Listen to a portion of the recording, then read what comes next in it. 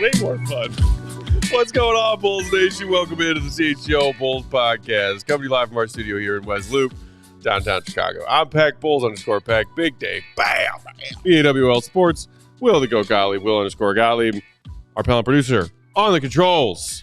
Penultimate episode. The one and only Joey Mathis. Still here. At Joey Mathis. Cut the light on. This man. Just flexing over here with the AC unit and the remote. That's all. Just doing that, Joe. Had to pull it out on the day.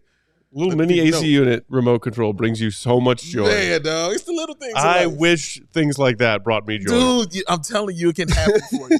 But you refuse to let it in. You refuse, man. I try to show it to you. You're like, nope, don't want it. You just don't share. You just pointed at you. If I had a mini AC unit pointing at me with a little remote control, I'm sure I'd be happy too. You know what? That's fair. I do point it at Will sometimes because Will asks. If you asked and said I was hot, I would happily point this at you. I prefer being uncomfortable. See what I mean? Ain't that the truth? Yes, the creamy center of the Oreo cookie that is always angry. Shout out Jay Bliggity123 saying I see CHGO live. I watched. Good for you. Yeah. Appreciate ya. Hey. Singing on Tio saying, love y'all. Give me some Kool-Aid today. Like some Drink the Bulls fan Kool-Aid? I think that's the Kool-Aid. Is that the Kool-Aid you're looking for? That's the Kool-Aid you want. Well, we'll see. We'll see what Dave has for you. We are going to talk about some hypothetically massive shifts in what the Bulls are going to try and do on both ends of the floor this upcoming season. Okay. On the tails of our conversation yesterday, which is all about the different details in Darnell Mayberry's report for The Athletic. We are going to also touch on Lonzo, which we didn't really get to yesterday, and the Lonzo updates in there. But then also what he was mentioning with the more up-tempo offense, and then perhaps more surprisingly, the shift in defensive philosophy of protecting the three-point line as opposed to protecting the paint. So we're going to talk about all of that and more today. What up, Anthony? What's up? Daniel Barry. Hit that like button if you're hanging out with us on YouTube. Okay, guys, so picking up where we left off with the Lonzo Ball stuff that we didn't have time to get to yesterday, Darnell mentioning that the good news is Lonzo's been a full participant during these, unofficial team activities down in Miami when they were getting together doing team practices and scrimmages, and then at the Advocate Center even more recently. He remains on schedule to do the same, aka be a full participant in training camp, which starts a week from today. And then Darnell mentioned the fact that some unofficial offseason activities. We've seen some footage from various social media accounts of Lonzo getting up and down the floor, doing some scrimmaging with various NBA people throughout the summer. But obviously training camp and then actual NBA games present a far greater challenge. Sure. It's just good to hear him getting up and down the floor. Let's start there. Any little piece of Lonzo Ball getting back to some kind of normalcy on the floor, I take it. Because, again, remember, we were starting at 0. We were starting at, can you walk? That's what we were starting at. No, seriously. That's exactly where we were. I shouldn't laugh at that because you're being serious. That is exactly where we were, bro. Can you walk, bro? Like, we are very concerned. So just him continuing to do those things, getting better and doing more. I'm not going to say the R word. We're not going to go up there. But he was getting better and doing more things. So hearing him now with the team and doing some things now, yes, you're like, cool, cautiously optimistic about him, being able to get on the floor. Yeah, and that's really all you have at this point is just see what he can do, see how much he can do, see if you can get him to a point where he's playing in games. It seems like he's getting closer to that. But I think what this article is trying to do and what, we should be also trying to do is expressing some optimism for him, but also trying to set the expectations of look, he's been out for 2.5 years. January 14th, 2022 was the last game that he played. We have not covered a game in which Lonzo Ball has played. CHGO did not exist last time Lonzo Ball played a game. So it's going to take some time for him to get back into NBA shape, if he's even able to do that. But it seems like there's progress. It seems like he's moving in the right direction. But I just don't think that we can really sit here and say like he's going to be a big piece of the Bulls' future. He's going to be, back to Lonzo Ball playing, the peak version of Lonzo Ball that we saw before. I don't think anybody is really expecting that or saying that, but I do think it's important just to kind of lay the groundwork for. I think it's going to be a long process, a long ramp up. I know you didn't want to say it, but that's the reality of the situation. It's going to take some time, and if he can get to a point where he's playing, 5 to 10 minutes a game, and shooting some threes, and playing a little defense, like that would be a huge win given what he's gone through. So I think it's all just about keeping it in perspective and being hopeful, but not putting too much expectation on him to where it's pressure. Because anything that we get right now, I think is kind of cherry on top. Yeah, and I think that's the thing, Will. I have no problem with him taking all the time in the world to get everything right and to get back on the floor. He's already taken all the time in the world. Right, fair point. Continuing to take all the time in the world. Keep doing it, sir. Take the smallest steps possible that you can. Because, again, this isn't just about basketball. This is about, just you as a person and as a human being. I think him being 25 helps out too. You know what I mean? Him being a younger guy. He's still only 25? Helps out as well. I think 26 or 27. 26? 26? Yeah. 26. His birthday is October 27th, so he'll be 27 years old about a week. Still helping him out. Still, that stuff's still helping him out, man. But the fact that, just not playing for 2.5 years, not having that kind of weight of basketball on your knee for 2.5 years, and now you're putting a little bit more and a little bit more and a little bit more. You can't just say, boom, okay, he's back. Put him out there on the floor, 15, 20 minutes a game, and it's going to be great. No, man, like just allow him to take it slow. Shout out John Legend. Allow him to take it slow and take his time. I am very excited just to watch him in training camp and hear these Will to Go Gottlieb updates on him, and also excited to watch him in preseason so we can actually put our eyes on it as well. And I will say this too, like Lonzo could be used. I don't think we can sit here and say he's a part of the future, right? If he's able to give you anything in the present, that's like fun and exciting. Sure. But I don't think that it would be, like if you're the Bulls front office right now, I don't think you can be sitting here and saying, well, if Lonzo can come back, then maybe he can be like, one of the key cogs of the team in the next iteration. No. So given that that's the case, I think they could look to leverage him as a trade chip this year. Because if he can give any team something, whether it's 10 to 15 minutes as a backup point guard off the bench, as an expiring contract, that could have some value, especially if the Bulls are willing to take in 2 or 3 years worth of similar money, or maybe they attach him to another piece to go get a bigger contract that can either be somebody who provides value on the court, or is maybe they take on a multi-year deal, giving up an expiring contract to do so, and then getting a pick out of it. So. As much as we want to see Lonzo back, I think those are the kind of questions that the Bulls should be asking themselves right now. Obviously, you want to give him a chance to get back on the floor, see if he can extend his career and what that would mean. But also you have to be thinking about, well, what does this mean for the long-term future of our group? And is he a part of that? Or if not, how do we turn him into something that maybe he could be? Travis McKnight in the comments saying Lonzo's 15 minutes is greater than Siobhan Carter's 15 minutes. Flex6 saying Lonzo coming back to cash these final checks he's done after this season. I mean, like, the money's guaranteed. Yeah. Lonzo never plays a single second of NBA basketball again. Like, he's getting that money from the Bulls. Y'all gotta know it's a fully guaranteed contract. Yeah.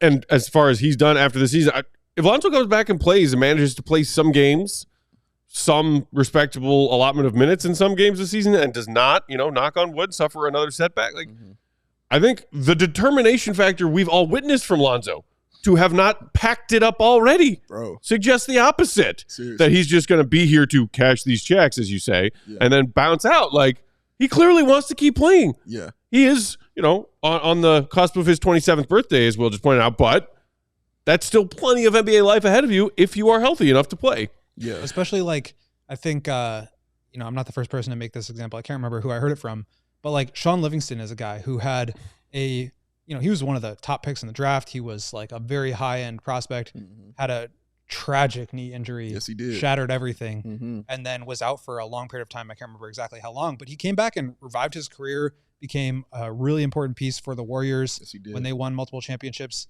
So I think that's the kind of comeback that you're hoping for. And Sean Livingston came in, played good defense, moved the ball. He wasn't the long-range shooter that Lonzo is, but had a really prolific mid-range game that worked in that system. So I think there's a world where Lonzo could come back and be, a really useful role player again.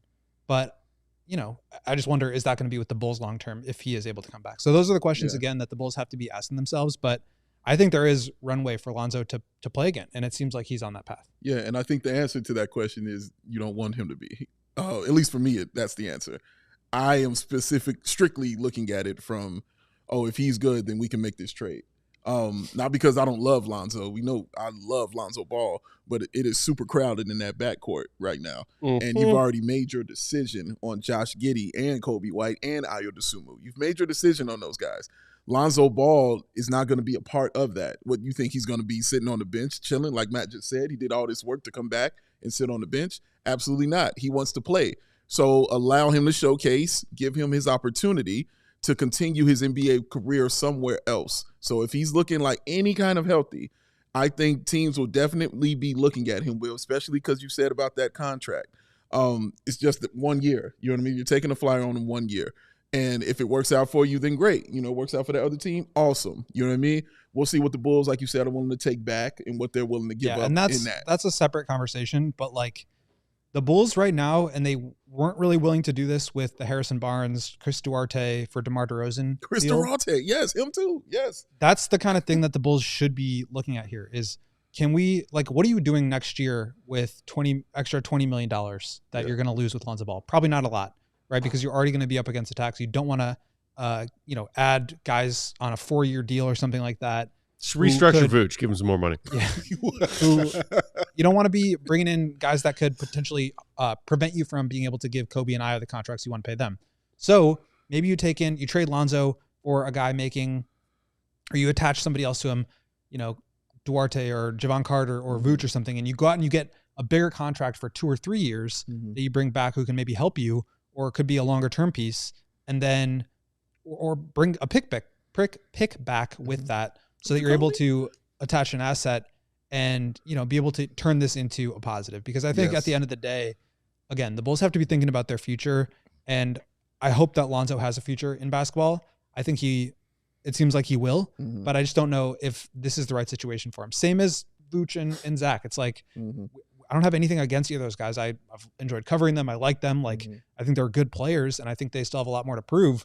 But the Bulls have gone a different direction now. Yeah. It's probably best for both parties to move on. I think the same is probably true with Lonzo, but it would also just be great to see him back on the court. So no rush with it, but this is the kind of thing where you have an asset in $20 million of expiring money. You could turn that into, getting off of one of your other contracts that you're not crazy about, bringing in more money, or, flipping him to a team that has a multi-year contract and getting a pick back to do it. Those are the kind of moves that I think would help set the Bulls up a little bit better for their future.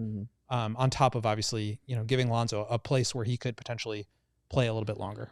Are you more looking at them to improve their future financially, or more so with picks? I'm talking about with Lonzo and things like that. I mean, to this point, we have not seen really any interest in them accumulating future draft picks.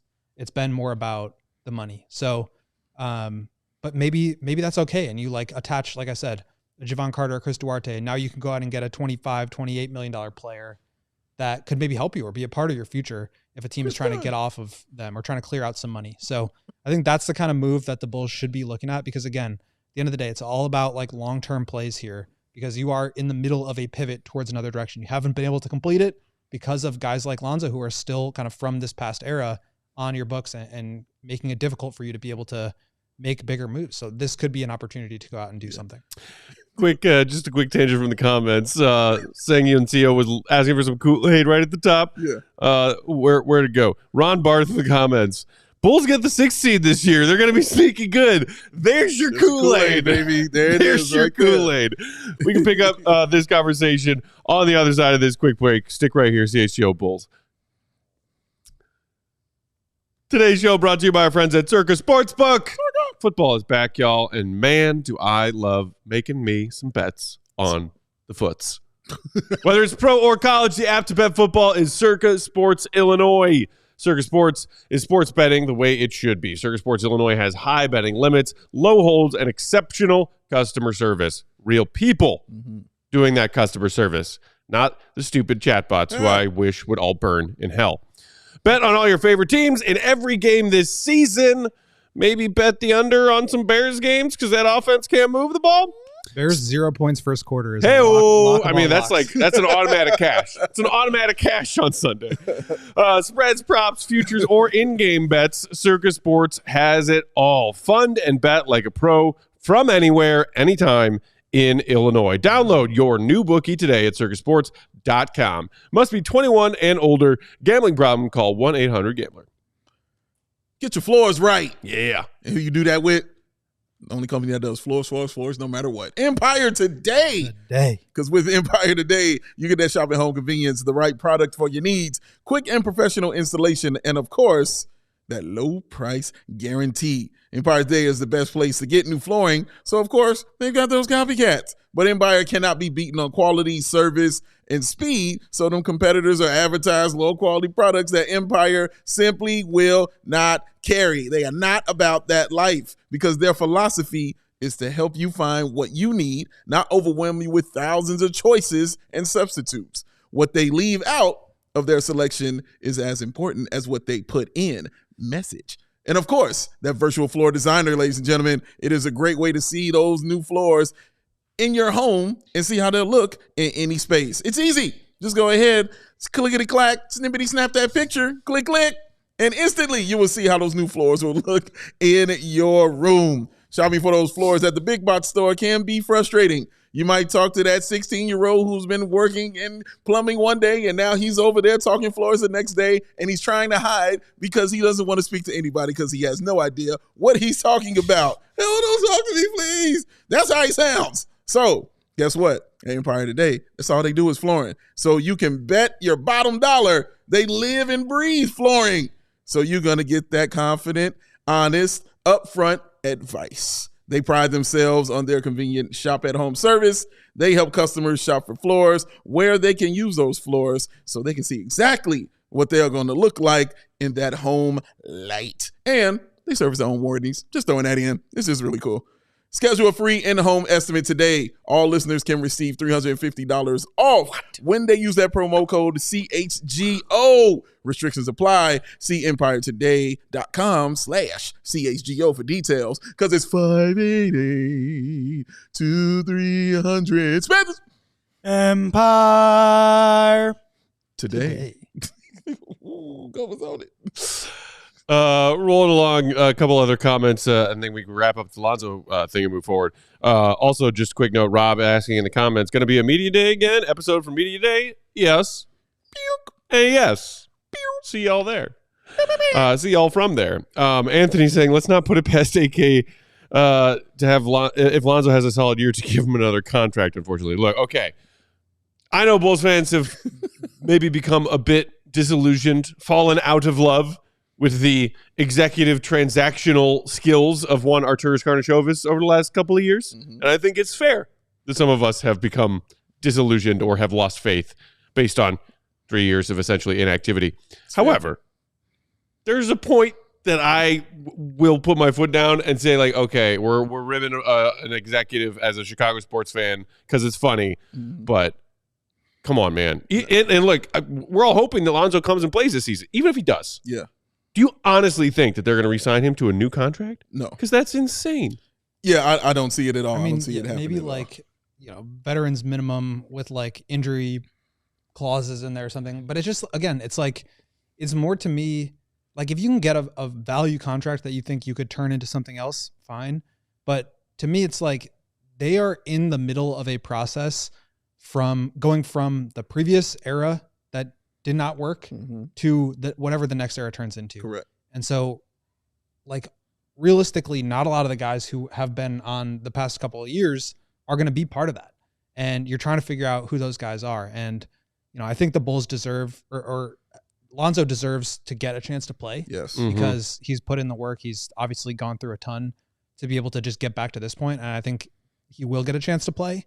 Obviously, if he remains healthy, but like I just think they have to be more concerned about the future. And I think the fact that they went out and traded for Giddey, and in that initial Woj bomb was this guy is a Lonzo Ball replacement. I think that indicates like, okay, we're thinking about like, how can we replicate a similar style, but not necessarily have him be that guy? Correct. Absolutely right. I mean, I think that, that it was said right there. The writing was right there on the wall for this. We know what Josh Giddey was brought in to be. We understand that. That's why I can kind of move on, you know what I'm saying, from Lonzo Ball as far as my heart and my attachment to him, because I understand, okay, the business decision has been made. You're going to move forward. Let's see if he's healthy. Let's get him healthy. Let's see if he can play. He can play. Let's get him on a plane to somebody else's team.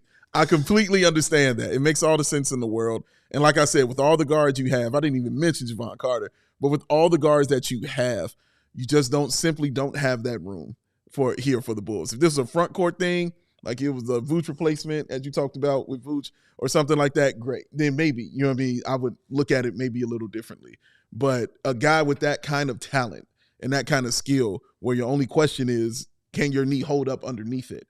If that's the only question that needs to be answered to allow him to get to play, then he's going to be doing that on another team, because the Bulls have already decided, like you said, and made their decision of how they want to go and the style of play they want to have. Can Lonzo even run that style of play now? Can he even be in that transition like that? These are things that we're going to find out, again, in that preseason, but it's questions that you already have answered with the guys that you have already said are going to be your guys of the future. Yeah. So, yeah, it's okay. I want Lonzo to cook. I want him to work, because it just won't be here. That's all it is.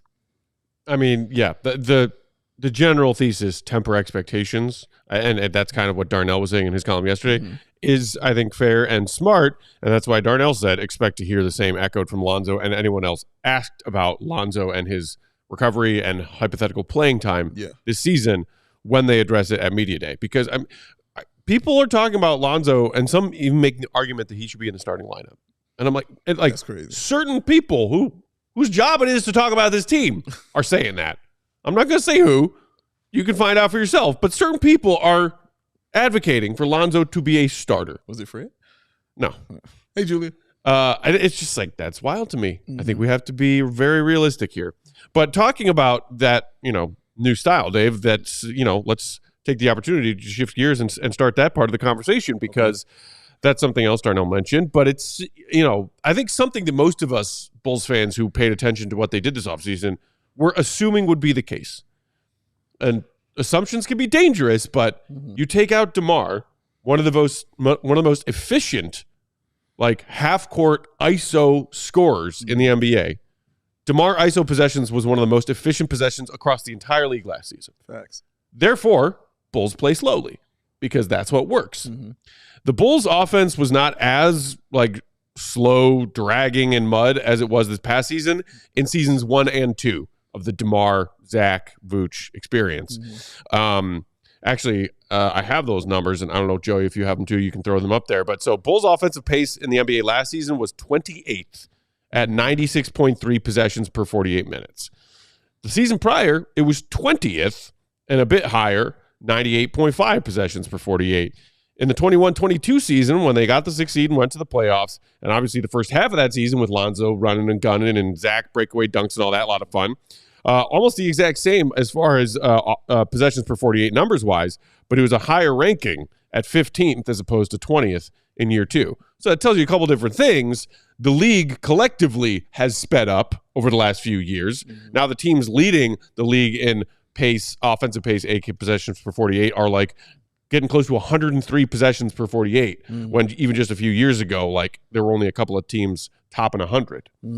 So, yes, they've been, generally speaking, a slower offense over the last several years. In fact, as you see that note there, last time they finished as a top 10 offensive pace team was the 17-18 season, and they were tied for 9th.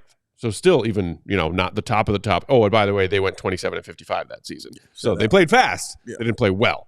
This season, the question is, can they actually make a significant jump from that 28th ranked offensive pace from last season with DeMar being removed and a focal point on more of these young players like a Kobe, like a Giddey who likes to make passes in transition, like Ayo who likes to get out and run.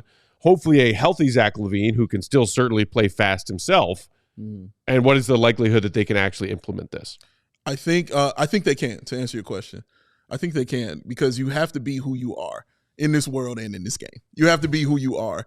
And the Bulls were being who they were when you had DeMar DeRozan. This is clearly your best player, as you stated. This is clearly your guy. Guess what? He's not running up and down all day long on that floor, man. He's playing a bunch of minutes. He's going to be in that mid-range. That pace is going to slow down. Doesn't matter who else is on your team. It has to be built around whatever your best is right now. Now you're in a position where we're figuring it out. We don't know who the best guy is on the team. And I feel like having these guys in transition allows it to be better that way. It's not like if John Wall or Bradley Beal were in Washington. Whatever your team is, it's going to be built around them. You know what I mean? So if you're transition, you're going to run. If they're slower pace, you're going to run. You're still going to be bad, but that's what you're going to do. On this one, I always like it when it's a young team who doesn't really have that established, because all you're going to do is run. That's it. You run and you run and you run some more because you're young, you got the young legs, and you got some athleticism. It's been a while since we had some, like, for real athleticism. Joey Quicklegs out there? Joey Quicklegs is on it. You know what I mean? I don't know, Goat out there, running the offense. I mean, that could be a thing too. But I think that those numbers will go up because those dudes will be getting the ball and getting out on the break and moving. Billy Donovan has already resigned to this fact that there will be a different kind of offense. Just looking at the new offensive guy, the new assistant coach, that he brought in. Look at the offenses. Kind of look at the offenses that those guys were kind of coming from. You know what I mean? Like those were pace. You know what I mean? Moving. Like the Clippers. The only reason they would slow down is because Kawhi would be out there. But Kawhi didn't play a lot. Yeah. You know what I mean? And Paul George didn't. So guess what? James Harden, we running. You know what I'm saying? Like Russell Westbrook, no matter how old he is, he's running. I was running. That's what he's going to do. So I think that that number will definitely go up with this team. And that's just how a fun, bad team should be. Yeah, I mean, you really said it. Like, you can only change so much if your personnel is what it is. And so for the past several years, again, not criticizing DeMar for this, but he plays to a certain style that is more slow it down, methodical. And that led to the Bulls playing that style. Now they can't really do that because they just don't have a DeMar to slow it down. So I think they're going to have to. Now, does that necessarily mean that it's going to be more efficient or they're going to be able to score more points? I don't really know. I mean, you look at their four factors last year. They were 19th in points per possession. They were 22nd in effective field goal. They were 4th in turnover percentage. They did not turn the ball over very much. They were a top 9 offensive rebounding team and 17th in free throw rate. But you look at the things that DeMar did well, it was not turn the ball over. They're definitely going to suffer there, especially playing faster pace. Not having a guy like DeMar to really set the tempo and take control of things. That's going to get worse. The scoring efficiency, I think, is going to get worse. They're going to have a chance to improve their offense based on shooting more threes, but I don't think it necessarily means it's going to be more efficient. And then the offensive rebounding, you lose Andre Drummond, who was a big, factor in improving their offensive rebounding from the year before that. And then free throws, 17th with DeMar. And I believe he was the only one on the team last year who got to the line more than once per game. So all those areas are going to probably get worse unless they can figure out a way to completely overhaul their style. I think they can do that. I think they will do that based on their personnel, but I don't necessarily think that is going to lead to them having a more efficient offense or them winning more games, because the things that they were good at, they're not going to be as good at because the drivers of those things are gone. And then the things that they're bad at, they're going to have to reinvent themselves and really change the way that they play. But again, that comes with sacrifices. If you're playing faster, you're going to turn it over more. And that's not even to mention the defensive side of the ball, which is a huge factor here. I mean, they were 22nd in defensive efficiency last year with Caruso, and you remove him from the lineup. You remove the ability to cut off a lot of stuff at the point of attack before it even happened. And, they talk a little bit about, we can get more into it on the other side of the break, of, changing their defensive identity. But if they are giving up layups every time down the ball because they're selling out to guard the 3-point line, they're going to be taking the ball out from under the basket. And that means they're not going to be running in transition. And what does that mean for their offensive efficiency? So there are a lot of questions. Obviously, the two sides of the court are connected. And we're going to have to see how their new personnel group informs their identity, because that's really the question, I think, with this group. But I do think that even if they change and play kind of like a more fun style, it doesn't necessarily mean it's going to be better. Cool. With that, let's take one more quick pause, then we'll come back, pick up this conversation, then shift to the defensive side of the ball. Plenty more ahead here on CHGO Bulls. Beer! Drink it. 21 and over. Drink it. This guy does. He embraces chill. That's why I keeps him so relaxed with the hoodie and the Birks on, baby. Oh, because it's Coors Light. Nice sound effect. I like that. Thank you. Between work, social media, and the choices life throws our way, it's no wonder we're more worked up. Coors Light celebrates rising above and choosing a chill mindset. Why not turn that rained out barbecue, which is going on right now, into the Wheel to Go Gottlieb karaoke house party and basketball training? He does both, ladies and gentlemen. Very well. Or, after a tough loss, settle scores with an ice cold peace offering.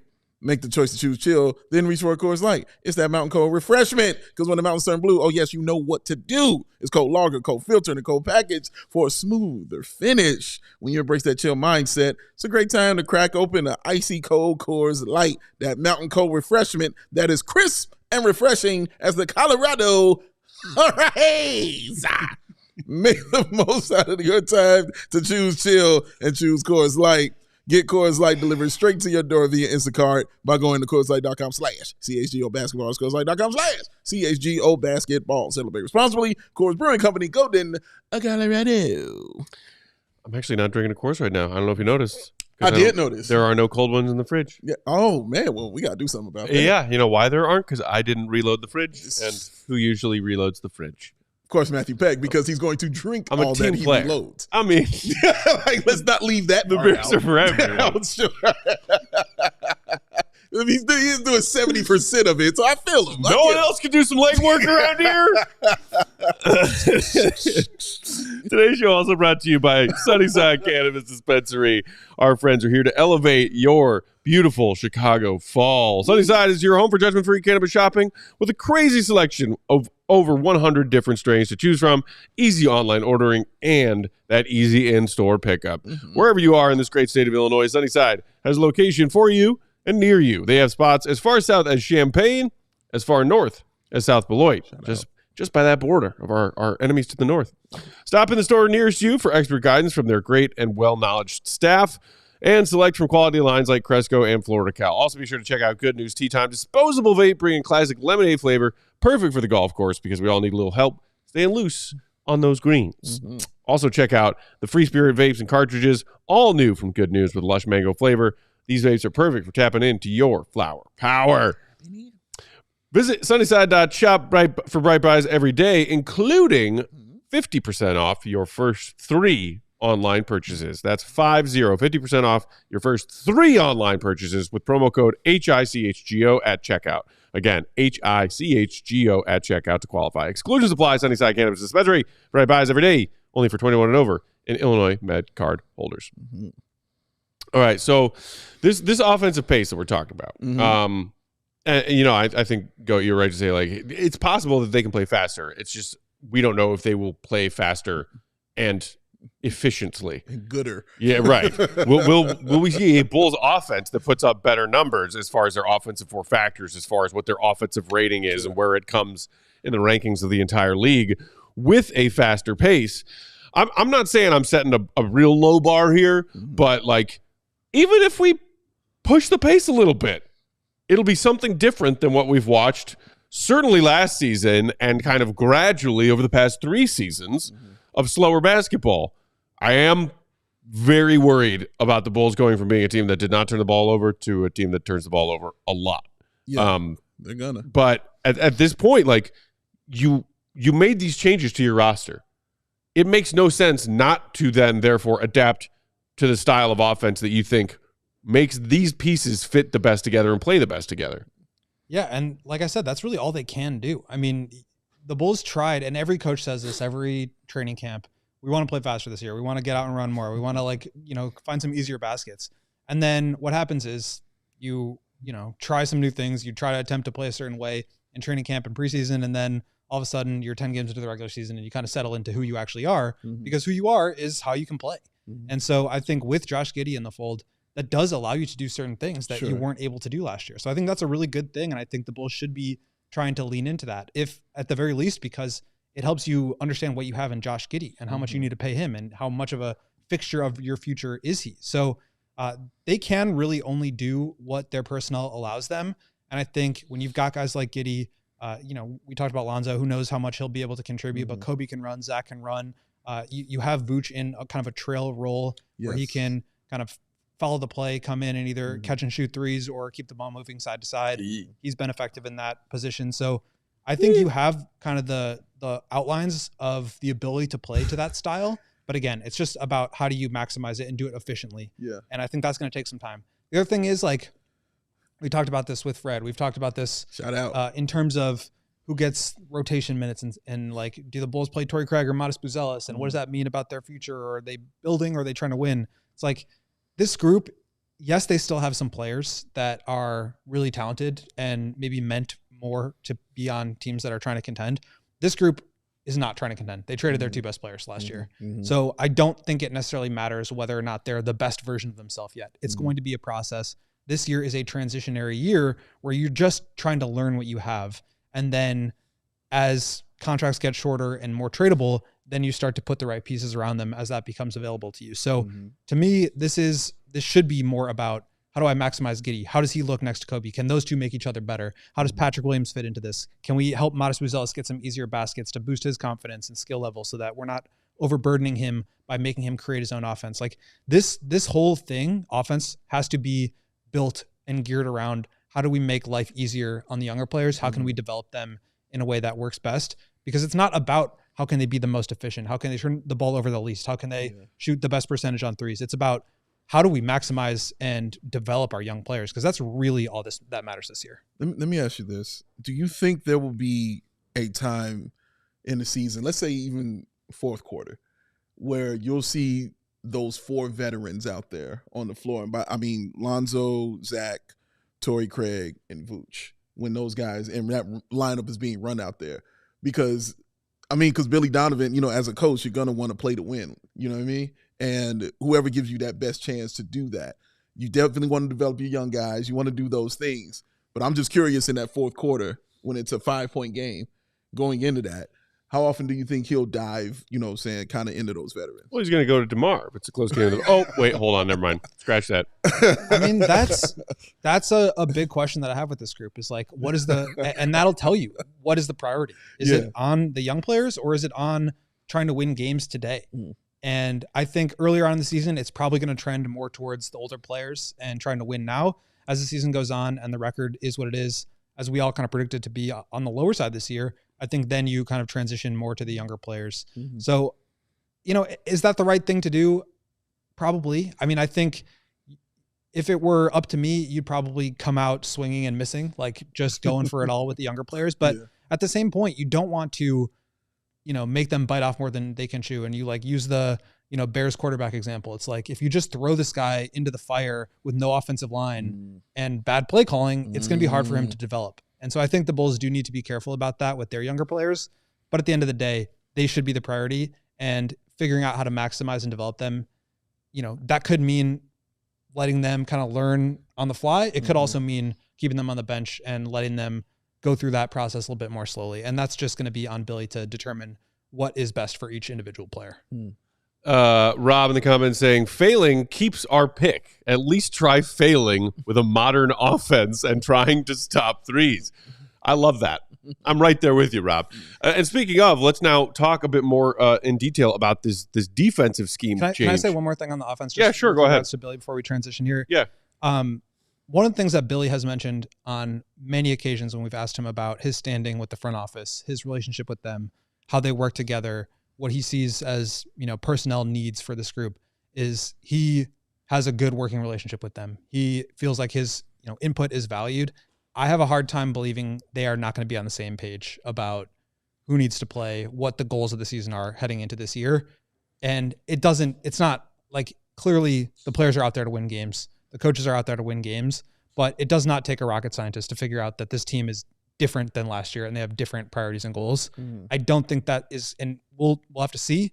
I have a hard time believing that that's going to just be something where the coaching staff and the front office is really butting heads all year. Cause that would, if that becomes a problem, then it's like time to move on. Then you're talking about letting Billy out of this job because he doesn't want to be here because they're not letting him coach the team the way he wants. And I think Billy does want to be here. I mean, he could have left if he wanted to. I think, and yes, he probably like is not crazy about like trying to lose as many games as possible.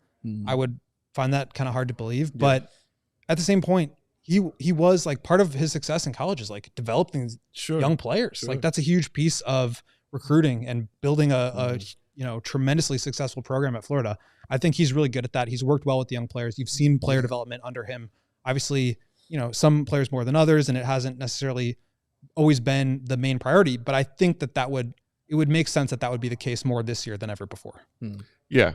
I mean, I do assume that at least certainly out of the gate that Billy, his staff, aka Eversley, will all be on the same page as far as what the goals are and how they are going to try to execute those goals. I agree. We might not all, as Bulls fans and people who observe the team, cover the team, watch the team, be on the same page.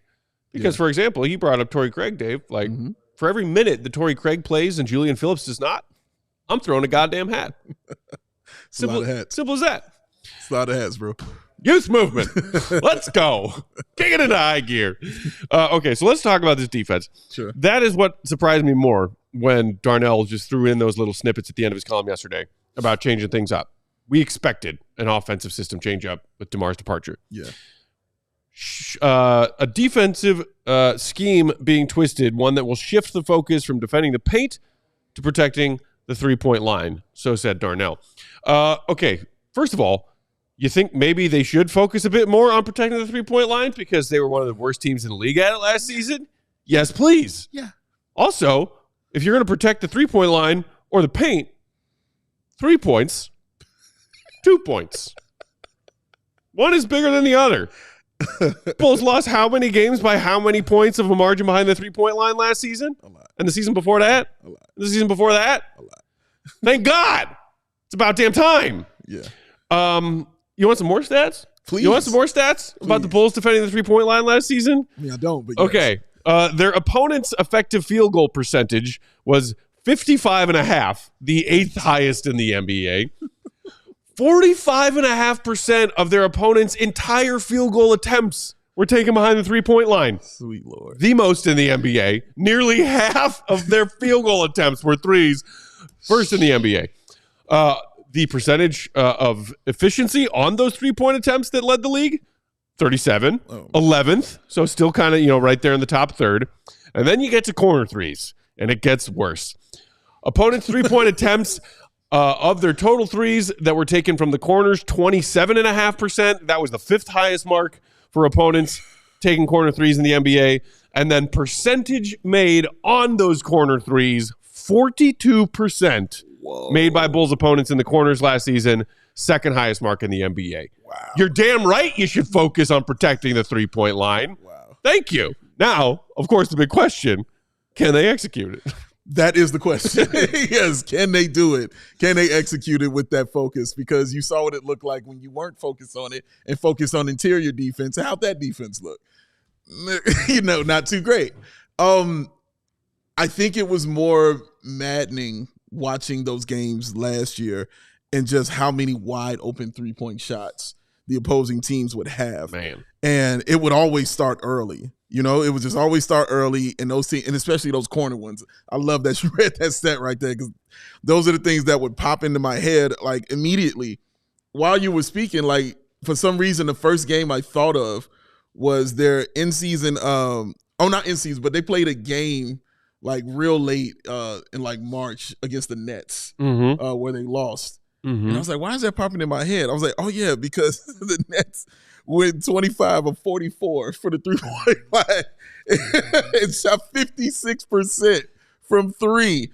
Whereas what did the Bulls do? 9 of 30 is what the Bulls get with 30%. And wasn't that the second L of the season they took to the Nets when that was basically the three-point battle? That is correct. Yeah. That is correct. And so that's why that popped in my head is because I remember that. It was just threes on threes on threes on threes.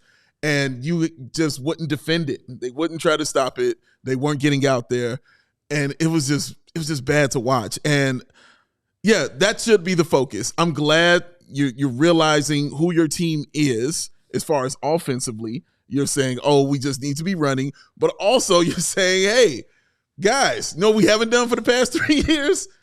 You run out there and guard somebody who's shooting a three, giving up those wide open shots. Doesn't matter who you have individually on your team as far as a good defender, like a Alex Caruso. If you're scheming the wrong way, it's not going to work. You know what I mean? And so they were scheming the incorrect way. They're changing it, but like you said, Matt, the huge question: can they do it? I just want to see more closeouts. I think at the end of the day, that's what I want. I don't want to see so many wide open threes. Yeah. Because you guys weren't great, you know what I'm saying, on protecting the paint. You weren't great, you know what I'm saying, on rebounding, things like that, but you were awful on three-point defense. So just more closeouts where I'm not screaming, why is this guy wide open for his fourth three-point attempt right now? Yeah. Well, I think the Bulls kind of built, as you're talking about, Dave, they built their defense on trying to take away the paint, because the idea was if they take away the paint, then that can take away some of those kick out opportunities for three. Yeah. And so what you end up doing is you force opponents into taking a lot of pull-up threes, above the break threes, which are actually lower value shots than the corner three, for example. Now, didn't necessarily work out that way because they gave up a high volume of corner threes and a high percentage on them. So, but that was, again, to the personnel that they had. They wanted to insulate their interior defense, make it so that, Vooch wasn't out on an island by himself trying to contain pick and roll ball handlers. Yeah. You had really elite point of attack defenders in Caruso and Aodosunmu who could get over screens and try to blow some of that stuff up before it happened. And that was kind of who they needed to be. Now, again, personnel is different. You don't have Caruso. Io's probably back into a bench role because you've got Kobe, Giddey, Zach in the starting backcourt. And so it's like, well, where do you turn to try to, cut off some of that penetration? I think what they're going to have to do now is play a little bit more aggressively man-to-man, push out, try to take away threes, run guys off the line, and, hope that the help is there. Hope that the rotations are there to take away some pressure at the rim. If you get Patrick Williams back, he's pretty good at that. If you kind of camp Vooch a little bit further down towards the paint, maybe that puts you in a position where you're forcing more pull-ups, floaters. Those are the kind of shots that they should be forcing teams into. Yes. But that doesn't necessarily mean, just turn this into a layup line and give away the rim. So I don't think that's what they're going to try to do. But I think they also need to be realistic with themselves and say, look, we lost our all defensive guard. Like, what do we do now? We have to change who we are a little bit. Same thing as the offensive end with DeRozan. So I don't know exactly what that will look like. And I think there is kind of some disaster potential with this defense because you just don't have the personnel, and they were already pretty bad even when you had Caruso in there. Last year, I believe they were 22nd in defense. Yeah. You get Patrick back. Maybe he helps there a little bit. Io playing a big role can help a little bit. But I think if you build a team with Giddey, Zach, Kobe, and Vooch in the starting lineup, it's going to be very difficult to become a top half defense, right? And that's really what you need to do in order to be a high level, play-in, playoff caliber team, is be in the top half in both offense and defense. I think they can probably, game it a little bit to where they're a little bit more efficient on the offensive end and getting, some just higher variance through higher volume of threes. But I think the defense is going to be in a position to really take a step back this year. And so we'll have to see what Billy comes up with to try to insulate against that. So I think that's going to be the biggest challenge, though, is just like, and then as I mentioned before, if you're giving up layups, like how does that affect your offense? How do you get out in transition when you got to take the ball out of the basket every time down? Yeah. So I think that's a lot to work with. It's a lot of concern. But I think, it's probably better than just giving up a ton of threes, wide open threes, and then also not being able to take away the rim because you're not really selling out either direction. But, and also if you're taking those threes and you're defending them and you're missing them, guess what? Rebounds, transition, we're running. So it plays into the offense that way as well. But when you don't have that personnel to be good at defense, you have to have help and you have to have aggression. Those are only two things you can really do. And we need to see that more. And the aggression is going to come when they're chasing guys off the three-point line or at least contending. And then the help defense that they can provide when guys are trying to make those moves to the rim to help, protect Vooch. He's not a world-class defender, but a lot is put on him. You know what I'm saying? As far as and it's not fair. fair. The nature of NBA defenses. Yeah, and Andrew in the comments, poor fair. Vooch is going to get dunked on a lot, isn't he? People also in the comments talking about him getting left on an island. Yeah, and it's not fair to him at all to put him in that situation. But this is the cards that we are dealt. I am also looking at Montes Buzelis as well. Because I really enjoy his help defense. I think that will play into these kind of things as far as some highlight blocks that will lead to some transition runouts. I thought Montes' help defense was one of the unexpected highlights of Summer League. Yeah. Across the board. Yeah. It was awesome, man. And of course, the motor, because we talk about it. Right. I know, I got Wilbur Hayes when he was here. I heard him talking about motor. I love it. I love talking about it. But his motor, his reasoning is like, well, back in the day, we all had a motor. So we were all out there hustling on every play. Everybody's 18 now. It's a little different. And he's not wrong. Will's not wrong in what he's saying. But yeah, man, I think that those are the things I can look at as far as what they can do defensively. We already know what Patrick Williams can do. He can be your one-on-one guy. We already know what Ayo can do. He could be your one-on-one guy.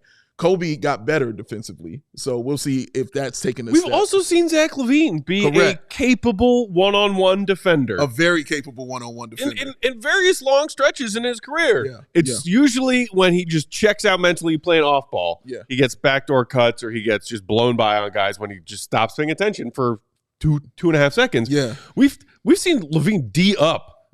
High quality one-on-one ISO score kind of players in this league. Oh, absolutely. And even Ayo we've seen get blown by because he kind of lost it out there for those 2 seconds. For sure. And he got blown by too. Didn't mean that he's not a good defender. It's just sometimes those things kind of happen. But I think the issue is you're not going to have Caruso out there as the low man or telling the low man when to slide over and be there. Yeah.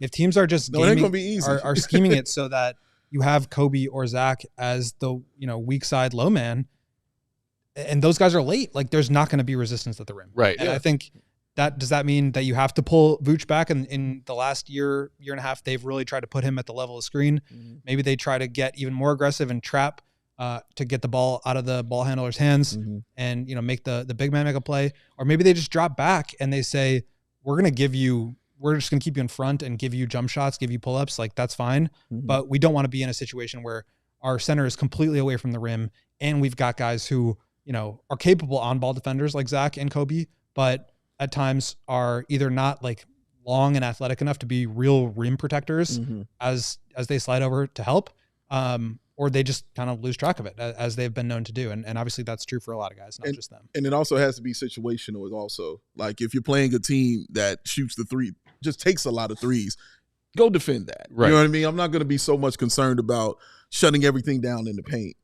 Go defend the three-point shot if that's what they do. Brooklyn, that's what they do, and the Bulls didn't defend it. Right. So go defend that, do that, keep it situational as far as the teams that you're playing. It's not going to all work. Again, we already know this defense is, oh, man. But just do what you can do and do it situationally against the teams that take those threes. Situationally and ideally together as a team unit. And that's what, you just brought up something about Caruso that I think people might not want to think about because it's daunting to think about. Not just what you lose with Caruso, the player on the defensive end, who basically is single-handedly responsible for the Bulls being a top 10 team and forcing opponent turnovers last season. Pretty much. But the vocal leader, Alex Caruso, when you're calling out defensive assignments, switches, and things like that. I mean, even with Caruso, we saw some defensive rotation breakdowns on an almost nightly basis for the Bulls last season. Some of them disastrously so. Yeah. And then you also see Caruso, when he's getting his rest minutes, on his feet, calling out defensive assignments and switches from the bench. Basically a player coach. And Caruso said, I can't remember how long into his tenure with the Bulls, but in some interview, and it stuck out to me, I think it stuck out to a lot of people, he said when talking about his vocal leadership, especially on the defensive end, I was shocked how little communication there was on this team on the defensive end when I got here. I have never played basketball somewhere where there was this little amount of defensive communication. He did say that. That guy, gone. Yeah. And you're talking about wanting to dramatically change and maybe keep afloat your defense with some of the same pieces from last year, some new pieces, but that guy being gone. We talked a little bit about leadership yesterday. Kobe, Zach, who's leading this team with DeMar gone, etc. Caruso, clearly the other leader of this team, gone. who is going to be the vocal leader for the Bulls defensively? Yes, that's a good question. Who is it, Will? Tell us. I don't know. But I mean, that's the same message that, Torrey Craig had at the beginning of last year too. It's like this team just, and it's not to say that they're like not willing to communicate, but they were just a quiet team. And I think they're going to need to have to find a new identity. And, we talked a lot with Caruso last year of just like his role as a leader on the defensive side of the ball. And one of the things that he kept coming back to was helping some of the younger guys understand that and understand where to be and what those assignments were. And he mentioned Dalen Terry multiple times. So maybe he's the guy that steps up into a bigger role now because he's one of the guys that is, one of the better defenders on this team. It's true. I think vocally also, I think Kobe is going to step up vocally. I think Ayo is just primed to do those kind of things, to kind of step up vocally for the team. And I'm interested to see what Zach LaVine is like vocally on the defensive end for the squad. Because like you mentioned, he is a solid defender, but he's not someone that's, going to tell everybody where to be. I'm just looking for guys to talk out there. You know what I mean? Just to be vocal with each other. You can't be quiet this season, especially when your defense isn't great. You got to talk out there. So that's what I want to see. I just want to see that communication. If it doesn't work, it doesn't work. But it can't be because everybody is pointing fingers because nobody talked to anybody. And I hate that. That and one where everybody just like, well, why weren't you there? Why weren't you there? Because nobody said anything. Like, just speak to each other, please. I think, we've talked about this multiple times, but like if there are things that Zach needs to prove in order to get himself a trade to a place where he would rather be, coming in and being, a good defensive player, not just like average or holding your own or, paying attention when you want to. Like if he can become like a good defensive player, and I think we all know he can be, that is something I think will help convince teams that he is worth the money. Andrew in the comments saying whoever plays that weak side low man role can't be as slow as DeMar was. That should be better. Yeah, as much as we will all miss DeMar's offense. But like he took a lot of charges. He did. When games mattered, he really locked in there. And he did. The amount of burden that was on him offensively, like it was always going to be a lot to ask him to be a lockdown defender. But like when the moment called for it, he really stepped up to the plate because he understood what those schemes were. Yeah. And, they're just going to have to get to a point where whoever is down there understands and knows when to be and turns that on when they need to. Eagle being in the comments, P. Will be the vocal leader. Jokey joke. you know that about Pat. Just loves to get out there and yell. Oh, all the time. Loves to get out there and yell. Every day of his life. That's what he does. I'm very interested to see just how this team changes mentally. Yeah. Like we've talked a lot about there will be change offensively. There will be change defensively. Mentally, I would love to see what that's going to affect and who that's going to move forward, because someone is going to have to move forward mentally for this team. Right. Like, and I'm just curious about who that is. So real quick before we get out of here, almost out of time, which do we see as more likely to happen this season? They successfully increase their offensive pace of play, or they successfully decrease their opponent's frequency and efficiency behind the 3-point line? That's a good question. I'm going to say offensive pace of play. Yeah, I expect them it's to run. offense and not very close. I think the defense is going to be really bad this year. I agree. And not necessarily that the offense is going to be efficient, but for the love of God, let's speed it up. Yeah. Just see what happens. Just see what happens. Just see what happens if we speed it up. 8 seconds down the floor. Let's run, dog. Months behind in the comments said none of the above. There's your anti-Kool-Aid for all of you naysayers out there in Bulls Nation who didn't want to believe today. Oh, man. We are just about out of time. Everybody, thank you for tuning in today. And always hit that like button on your way out. Make sure you also subscribe to the CHGO Sports YouTube channel. Check our other sub-channels. The 85 with Cole Komet, subscribe to that. We got our own sub-channel thread for Briggs and Brown added to our Bears crew. Shout out to them. Shout out to all of our Bears crew already working hard through 3 weeks of the season. You can follow Will on Twitter, Will_Gottlieb. He is the GOAT. Big Dave is a bow. BAWL Sports. Hey, Daniel Gafford. It's not actually a Gafford jersey. Don't tell nobody. Do you have a Gafford jersey? No, I don't. A little surprised. Funny enough, I have a Wendell Carter Jr. Little surprised by that. Yeah, I have a Wendell Carter Jr. one though. You have a Wendell and not a Gafford. It was like $15. For those of you who watched that old program Outsiders back in the day, that makes no sense. Yeah, this dude was pounding the Gafford drum. No, that's fair. And very indifferent about Wendell. It's very, very fair, sir. It's very, very fair. But, $20. What you want me to do? Our pal and producer on the controls, the one and only irreplaceable, Joey Spathis, at Joey Spathis. Joey 1.3K. Joey 1.3K. And growing. Ayo. And growing. He's using this. Very good, Joe. Yeah, I don't know what that's from. I know. I know that. This is well before your time. Yes, it was, sir. Bulls_Peck. We are CHGO_Bulls. Same time, same place tomorrow, 4 p.m. Central.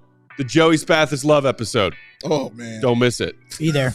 We'll see you there. Have a great night. See you, Red Pig Good. Peace. Cheers.